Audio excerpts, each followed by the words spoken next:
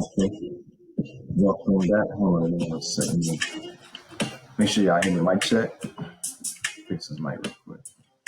All right. Let's get it.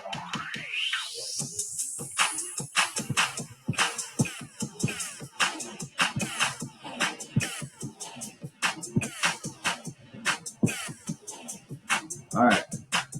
There we go. All right, y'all. Hold on. Let me move all this stuff up. Ooh. Make sure y'all hear me. Mic check 1 2. Welcome back. Welcome back. Put my hoodie on, right? All right, y'all. Welcome back. This is Dissect the Dialogue. Lower this down. Aaron T back again. Let me lower this down a bit. Make sure y'all hear me. How's everybody's week been so far? Hope y'all been enjoying it so far. But let's get into the main topic at hand. They're already trying to mess with the time. It don't even feel what's the time right now? I don't know. Whenever y'all watching it, but right now, it's 7:36. It don't even feel like it's getting close to 8. I never did understand the concept of daylight savings time. Oh, I need to cut, man. But I never did understand the concept. It's like how bored do you have to be, or like how sinister do you have to be to because it's people that's up in these upper echelon, like higher rooms that's probably messing with the time just to get more money from people, all that, just so they can still do their dastardly deeds or whatever. I don't know. I always thought the daylight saving time was just some stuff that the higher ups do to try to generate more money from a lower class. I never did like it at all. Plus, you wasting people's sleeping time, man. Like, I need to catch my Z's. But that's another story. But y'all watch the Sleepy Joe's scripted speech? I mean, I was watching like a good part of that State of the Union speech. I mean, I'll be honest. We need to talk about stuff that's, I don't know, not what we've been saying for like the last 100, 200 years. Stop going through the old cobweb, dust on the pages, rhetoric. Like, we've all been saying the same stuff about women's rights and health and about taxes, which we shouldn't even be paying for. What else? Let me think. Jobs, school, all this. It's just the same crap. Like, I was like watching it, whenever that was, and I was just hearing the lie being told, talking about like inflation went down from 9% to 3%, and and then this is the trick. He always likes to add minorities when it came to small businesses. He always likes to mention that in the speech to make it sound good, so that people like me just run to the booth to vote for him. But I'm not with that.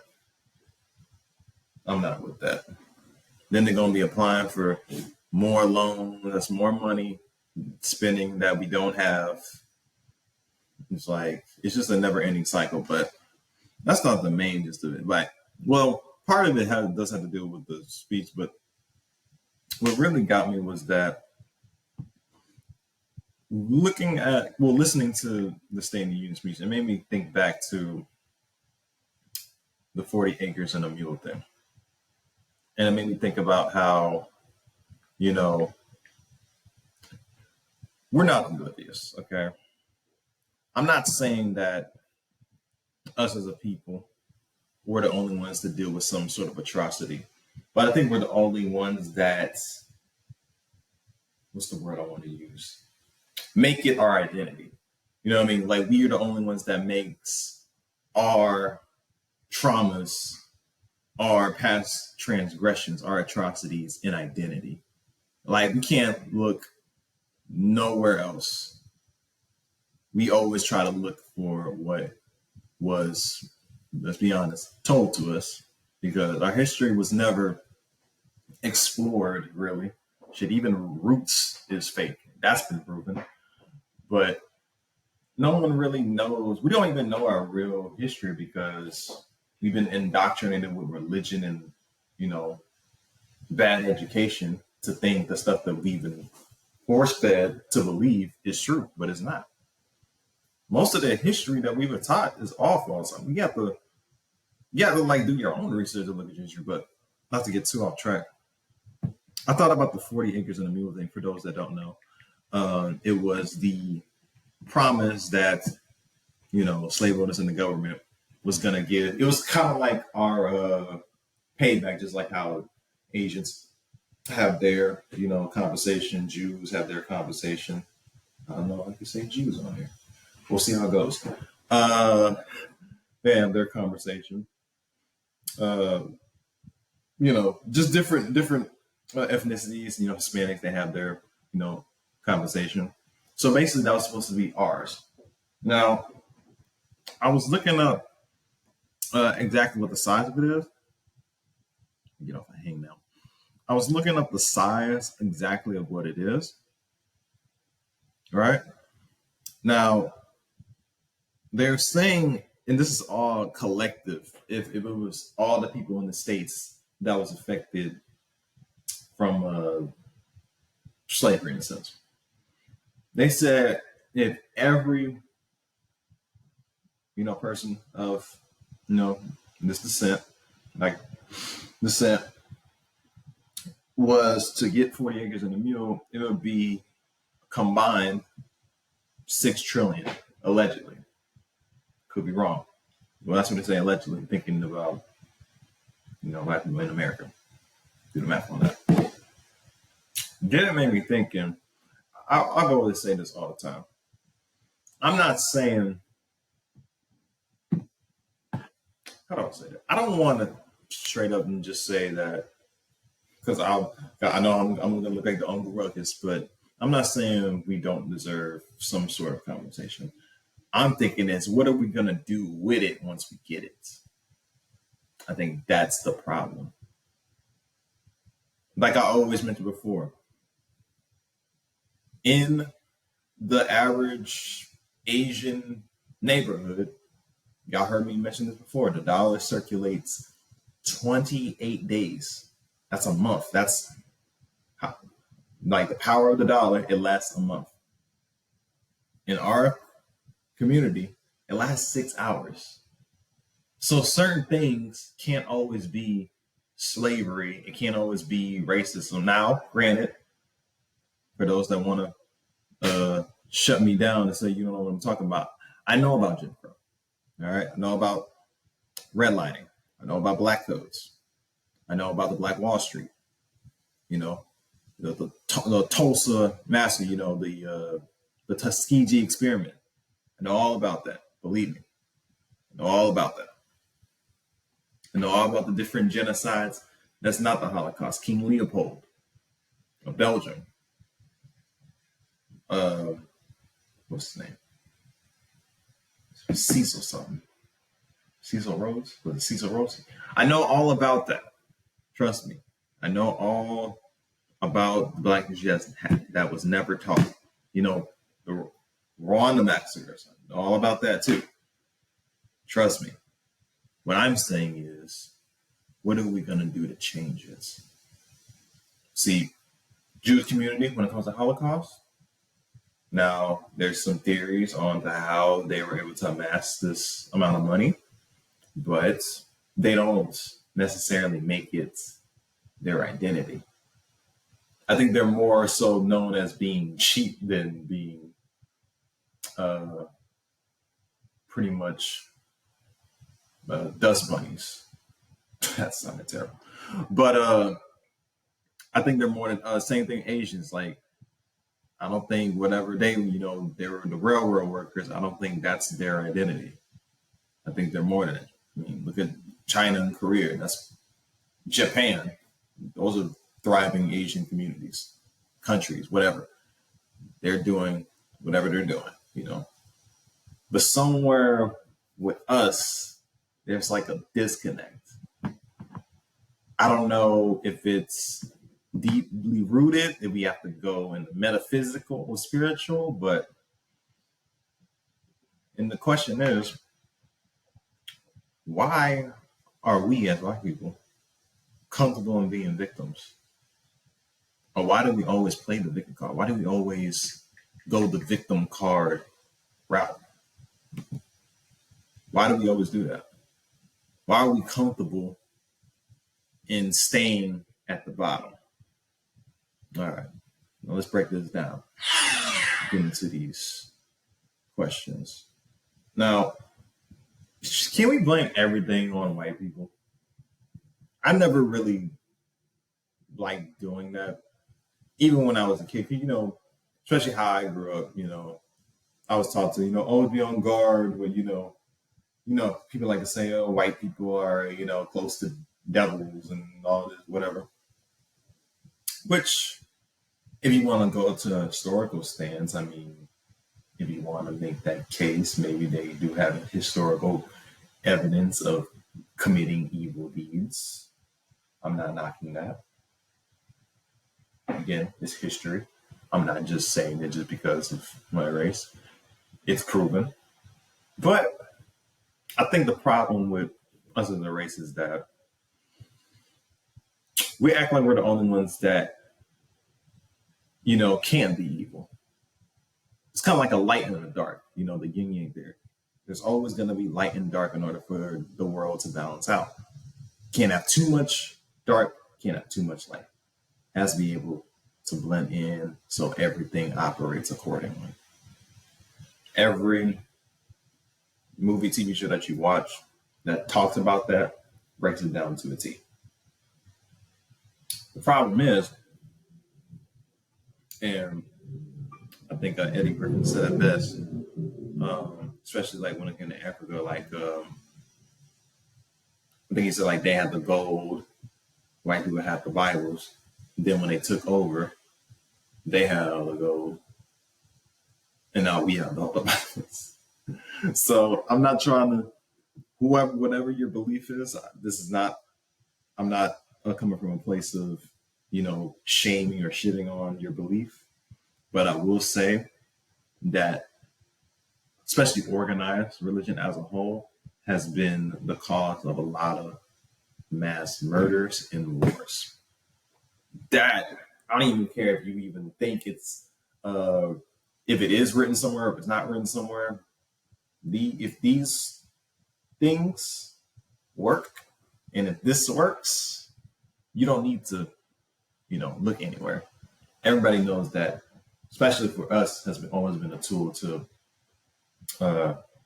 trick, the ones that's of a lower class. I think Mark Twain said it best. Religion was created when the first con man tricked the first fool. I'm paraphrasing, but I think that's how it went. That's where we're at right now. We put too much stock in these preachers and these entertainers and celebrities thinking that they're going to save us, when really they're just have their own set agenda, their own matters, their own principles. They're not thinking about what's good for their community. They're thinking about what's good for them. And the irony is, some people in my community love quoting, air quote, quoting. That's funny. But they like to quote certain stuff that talks about that, but yet they do the polar opposite. Which is what I don't like about these so-called thumpers. They always run to this man-made book to try to, look for something real quick to kind of fit their bullshit narrative. They find some shit to just point it out. Then, if it works, then they feel like they're powerful. Yes. But then if it doesn't work, it's like, oh, whatever. It's like, well, this is a good thing that allowed them to do. And I don't want to make this a religious topic discussion, but they're always trying to say, oh, you're probably reading it wrong. That's what they like to say. Let's say you're reading something. Yeah, I'm reading something wrong that says word for word on here. The same book that you're so say reading. Yeah, I'm missing everything. I don't know what I'm reading. I'm making up stuff, just like the book you're reading. I'm just making up stuff as I go. But I think with that, just religion as a whole, I think that's also part of the reason why, especially certain black people try to play a bigger role. Another thing I think is could also be dealing with a lot of things that happened, especially in 20th century aspects. Example, civil rights movement, cocaine era, um, the what's that thing? Not the was it the Great Society? Yeah, Great Society. Lyndon B. Johnson, where he created a plan to take black fathers out of the home and put black mothers on welfare and keep us at a lower class where we have to depend on the government for funding, and then thus that creating a cycle, especially with us in broken homes, to the point where it's like people in our community don't really know what it's like to, I guess, kind of live harmoniously.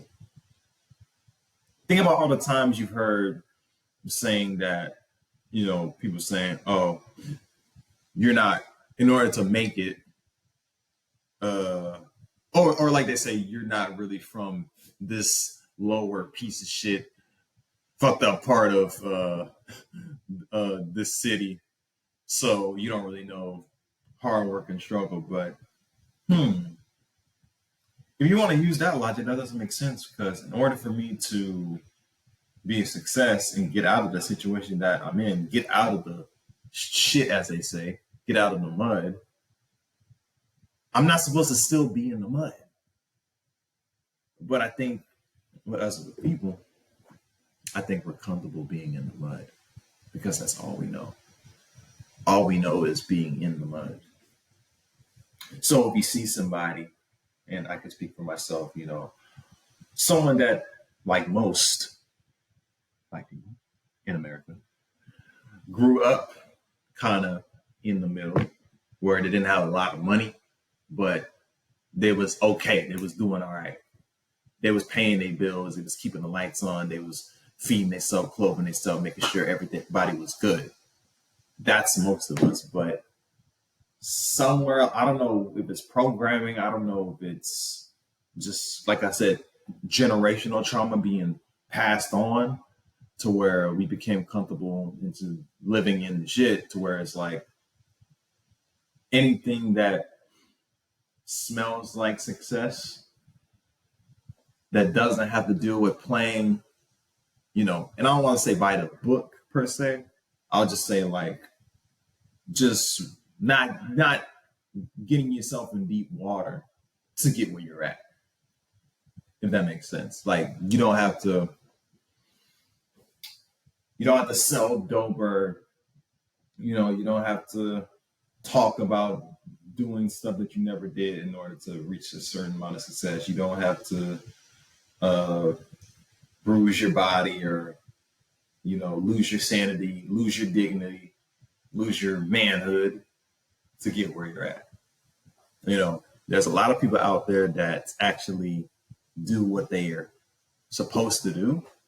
They get shit done, but because we're so conditioned into thinking, oh, he ain't really from this side of town, so he don't really know what it's like to, get it out. But like that's so corny, and I hate that this is still a problem in this day and age where people would rather applaud someone getting out of jail, doing like a 25-year bid, than somebody, getting a college degree. Or if they do applaud you, it's backhanded most of the time. I think a lot of times we're almost numb to pain. We don't really take mental health seriously. We don't take none of that stuff seriously, because like I said, the things that our past that we dealt with, that we're think we overcome everything, but a lot of times there's a lot of undiagnosed crazy people in our community that's just walking around normal, but they don't have the courage to actually say like, yeah, this isn't right. But are we able to move on from our past? I don't. It's a tough one because nobody, like I said, a lot of people think that they want to make it like their identity shield. Not even just with slavery, someone that dealt with abuse as a child, whether physical, whether mental, whether sexual. Some people only see, you know, where they're at, but they can't look past that. They don't really. It's almost like we don't. How do I want to word this? It's almost like we don't really want to. Like we don't deserve peace. We don't deserve, success, because success is so hard to strive for that we much rather just be safe where we're at, because that's what I know most people that deal with that, but especially us as a community, that's all we know is struggle, wear and tear, get out the mud, all that empty rhetoric, complaining, worrying. That's like our only motivation. Steph, we never want to find solutions. We just want to constantly talk about problems. It's kind of like that scene on Do the Right Thing. I probably mentioned that so many times, but when it was a scene with who was it? It was Robin Harris's character. It was let's see, one dude was cutting up. I think it was Sweet Dick Willie. It was ML, and it was Coconut Bob. I think it was his name. And ML was just frustrated looking at the Korean, which is we'll get into another topic about how foreigners coming in, getting some assistance. But the Korean got his own business in a predominantly black neighborhood. And he was jealous and complaining and bitching and whining and not doing nothing about it. Right? And then, they're talking about they were exchanging words, and then, Willie, the only logical one in this sense, was just saying, like, unless you're gonna do something about it, like, just shut up and just, do what you've been doing all your life, just standing on the stoop, not doing nothing with your life. Like you're less of a pest, just sitting around not doing nothing than just constantly whining about what you didn't do and what you could have, should have did, all that. Then I think he backdoored and like said like he's like one of the dudes. He's like, you got a lot of nerve. You came off the boat too, because a lot of them Caribbeans, some of them, was dropped up there. So that's what I mean. Like it's not just this state thing, in the States. It's a universal thing. Like for the most part, I think it's a universal thing. Like I'll say like North America, blacks, I would say, Aboriginal, indigenous, whatever. I think it's mostly a problem there because I think we dealt with that type of trauma more. So I guess we kind of relate more to each other as opposed to someone from Nigeria or Tanzania. But not to get long with it, then I'll end this off and we can close out. Are traumas passed down as discipline? Are traumas passed down as discipline? Well, I'll say this. Not every race of people has, good discipline and toxic discipline. I've known some Hispanics, whites, Asians that, have gotten spankings before. I know some that haven't. Say, well, like some get spanked, some don't. What I think is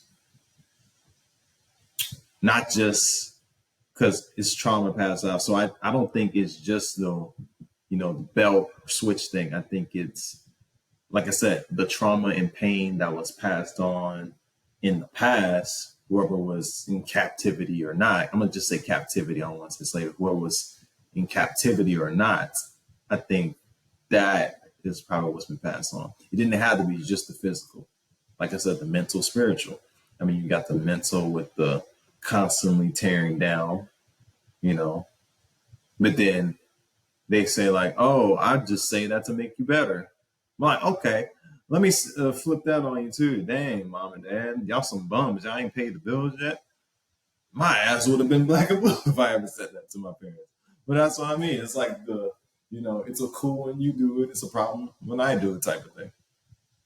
So you got that issue. Then of course the spiritual with the uh, religious torture. You got that. You got I call them day shift Christians, where you think just because you go to this sanctuary house with a cross on top and colorful windows and a crooked pastor that's messing with the choir boys every Sunday, you think you're doing something good. But if you're not right in here and here, it's pointless for you to go. Plus, have you seen the churches lately? Have you seen what's been going on? There's like more fighting and cursing and all types of bad stuff. There's more wicked people in the church than on the street, on the corner. So but I think whatever it is that we can do as a people, whatever it is we can do to fix these issues, let it be something that's healthy, things that can benefit us, go back to how we used to be as a community, helping one another, even if you may have had like a beef with each other for any little thing. Put that to the side. Finish the task at hand. But I think another thing that might be a problem is we don't know how to work together. We don't know how to cooperate with one another because something that we've been brainwashed to believe and been programmed to believe was that we ain't worth shit, to the point where it's like someone that looks like me tries to, run the same race I'm running. I'm going to think that he's trying to take me out, but really we're fighting the same battle. We need to be fighting together, but a lot of people don't think that way. They don't operate like that. I don't know what it could be. I don't know what the solution will be, but I know for a fact that it could change for the better. But we have to see it for ourselves. We can't let other people try to. It's even down bad to women and children. Like, I've never seen a generation where man, woman is just, the roles is just flip floppy. I've never seen that ever. I mean, don't get me wrong. I'm at the point where it's like, I'm an adult. My parents, we have a disagreement. I'm gonna still speak my mind without having to step on your toes because that's just how I operated. I don't believe in talking to my parents any kind of way, but I do believe in defending myself as an adult. I do believe that. That's regardless. I think that's another problem. We like to use that stuff for our benefit in order to get away with saying you're doing foul shit. I think that's a big problem. But that's all I got to say about that. Let me know what y'all think. Y'all think black people play the victim card too much? We're in a victim mind state. Let me know what y'all think. But appreciate y'all for the support. Like, comment, subscribe. Catch me on IG, Twitter, or X. I call it Twitter. Spotify, Anchor, Apple. What else? I'm running out of stuff. Like I said, IG Dissect the Dialogue Official. Same thing with Twitter. Dissect the Dialogue. Just find D_T_D_official.